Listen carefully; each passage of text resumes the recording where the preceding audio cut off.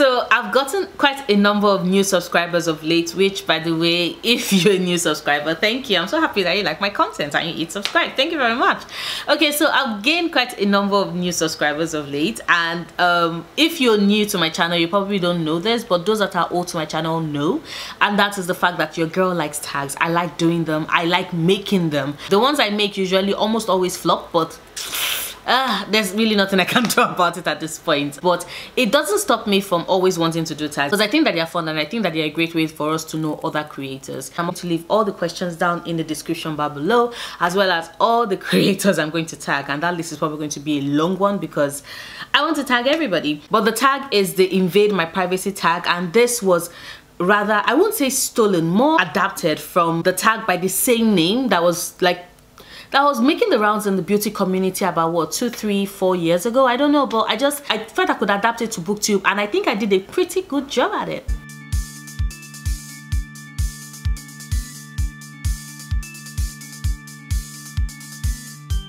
So we'll start with the very first question, and that says a character that is likely to wake up cranky. And I think a character for me that would definitely wake up cranky has to be Hortensia James from The Woman Next Door by Yewande Omotoso. Now, if you've read that book, you will know that Hortensia is cranky. She is grumpy.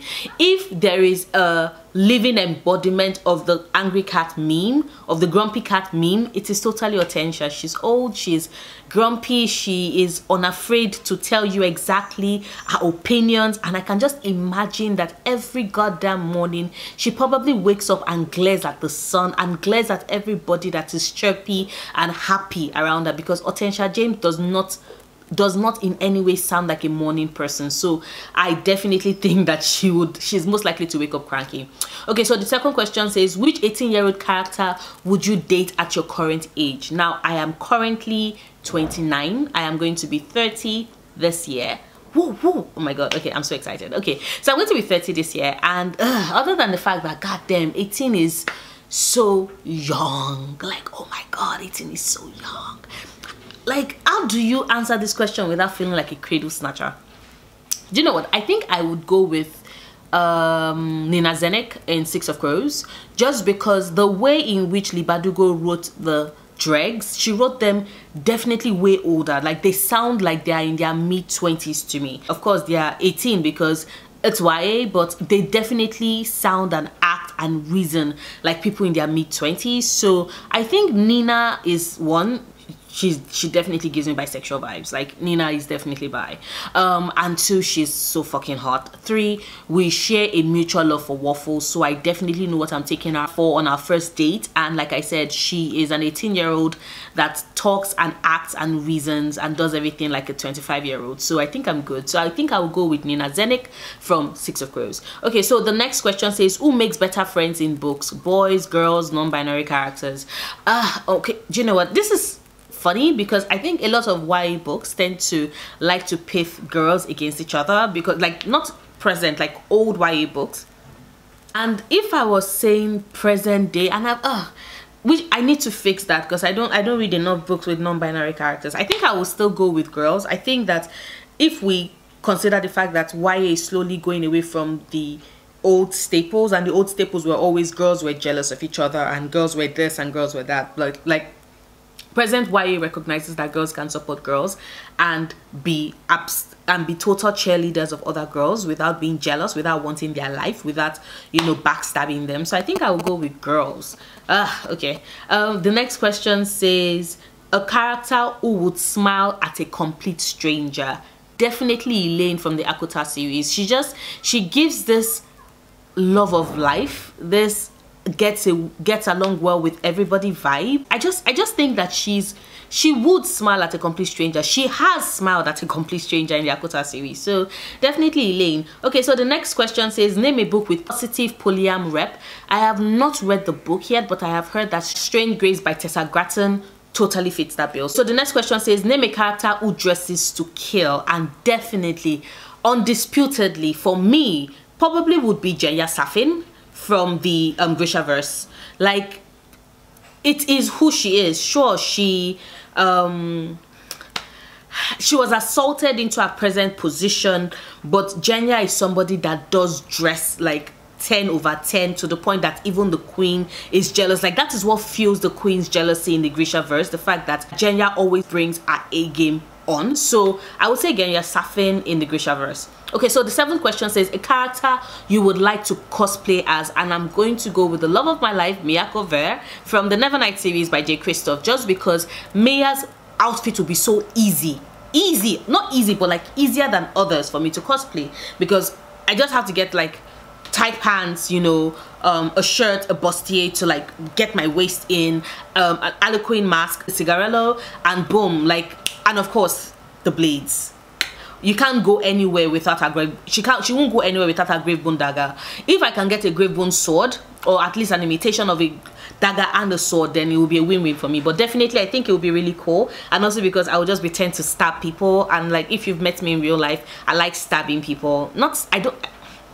I don't like stabbing people, but I like being able to threaten, especially when it is that I'm talking to people that cannot recognize, that cannot respect personal boundaries and space. Then I'm always like, get your fucking hands off me before I stab you to death. So it would be really cool if I'm cosplayed as Mia when that, like, the next time that happens. And I say next time because it totally would happen. People do not understand the need for personal space, or the fact that certain things could be totally classified as harassment. Okay, so the next question says a character you think will share the same musical taste as you, and for me, I am going with Karal from the Daughter of Smoke and Bone trilogy, just because Karal gives me this artsy indie vibe. Like, she's definitely very artsy, but she also gives me the indie vibe, and I just think that she would just like certain, like artists that I like. I could just imagine Karal listening to Halsey as she's like sitting at the top of the temple and just like drawing the landscape of Prague. It just fits her. It just fits her vibe. Like, I could totally hear her humming Bad Guy by Billie Eilish as she goes to go and collect like some teeth.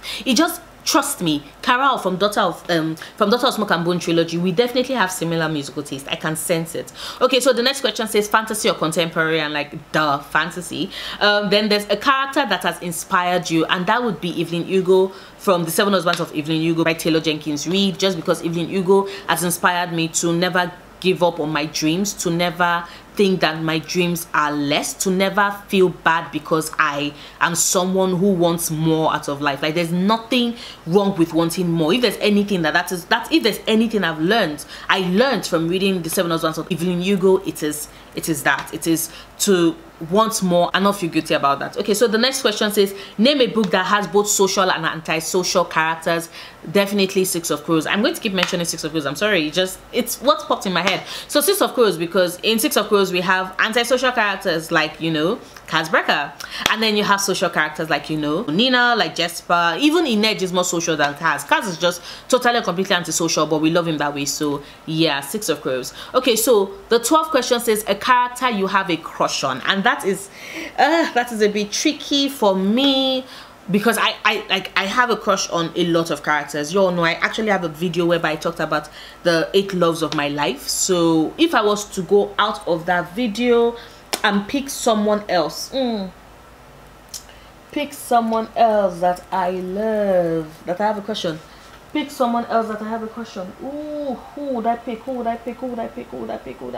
I would say Jessie Carter. Jessie Carter from Bane by LJ Shen. I love Jessie. What she went through in Bane and how she came out of it, it just speaks to the strength of her character. So I love that. But I also love the fact that this is a girl that is fucking gorgeous and also has a Pushkin tattoo tatted on her body. Like, my whole life has been pledged to this meeting with you. That is art. That is sexy. Fuck. So yeah, I think if I was to say a character I had a crush on, other than, you know, the 8 loves that I've already gushed about well enough in the other video, I would say Jessie Carter from Bane by LJ Shen.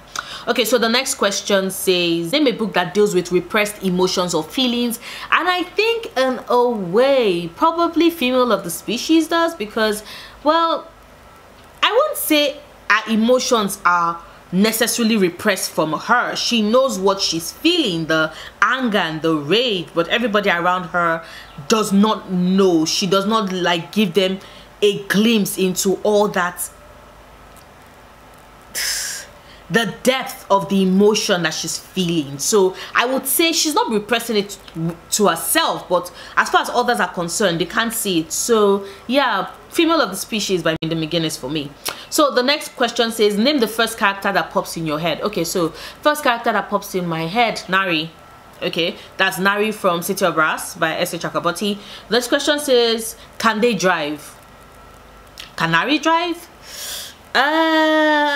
She can't even ride a fucking carpet. I don't trust her. I don't trust her and her motor skills at all.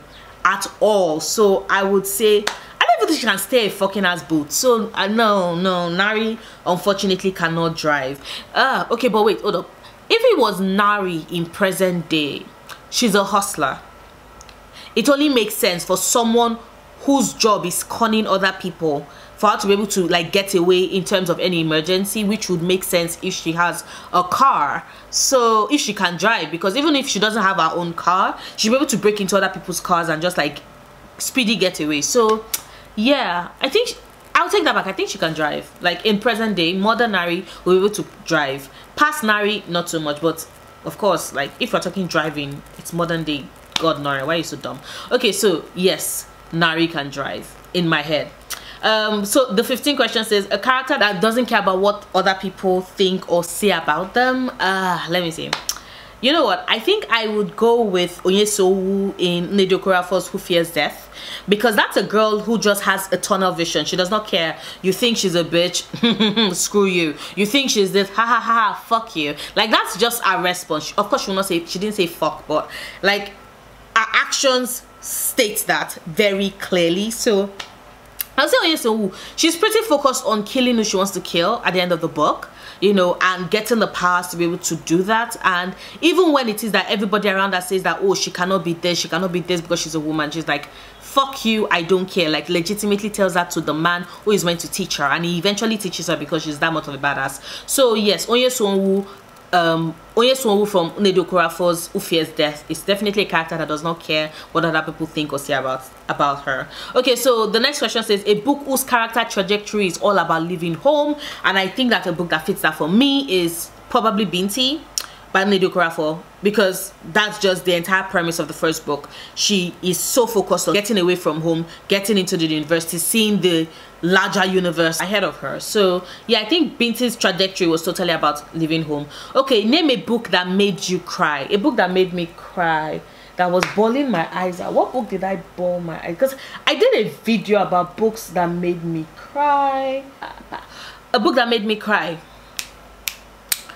Half of a Yellow Sun by Chimamanda Ngozi Adichie. It was a book inspired by the Nigerian Civil War, and I wailed. I was just crying, especially at the end. I've still not recovered from Kainene. So yeah, every goddamn time, every time I reread it, I have still cried all over again. Humanity is capable of such brutality.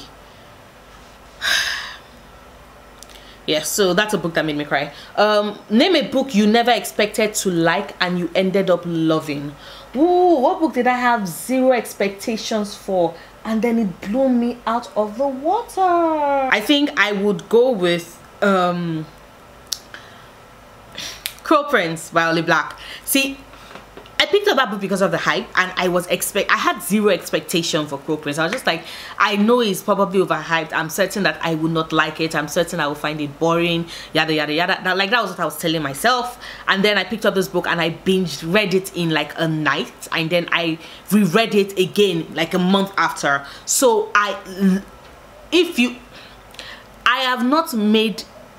of course made it quite known that the Folk of the Hair series by Oli Black is one of my favorite series. So imagine, just imagine that when I was starting that series, Crow Prince was not on my radar. I felt that it was probably going to be overhyped and people were probably like blowing it out of proportion, but I ended up loving it. So yes, definitely a book that I never expected to like and I ended up loving. Then the 19th question says, if you could change a trait in any character, which character would that be and what trait would you change? Ooh, god damn, what the hell? Why did I come up with these tough ass questions? Oh, okay. Let me see. I think I will go with Alina. Yes, Alina. Alina from the Grishaverse. I think if I was to change the character trait from her, like with her, it will probably be this trait that has her so desperately needing to be loved, you know, because I think that was kind of what pulled her back. She could have been such an amazing character if she just learned to not be so focused on getting others to love her that she would sacrifice such a crucial part of herself, which she did. So yes, I know a lot of people are team Mal. I am team Alina. Alina should have owned her own power, and that ending just sucked.